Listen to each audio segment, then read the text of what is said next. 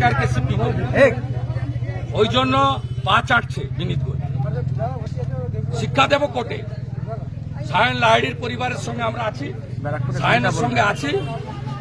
4 জনকে ধরেছিল, ওর পরিবার কালকে কোর্টে গেছিল, কাল সন্ধ্যায় এনে ছেড়েছে।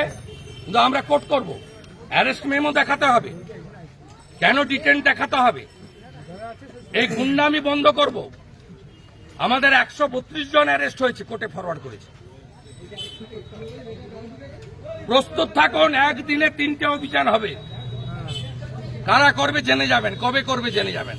নবান্ন, লালবাজার, কালীঘাট, একদিনে। দফা 1 দাবি 1, দফা 1 দাবি 1, দফা 1 দাবি 1, দফা 1 দাবি 1। আমার বোনের রক্ত, আমার বোনের রক্ত।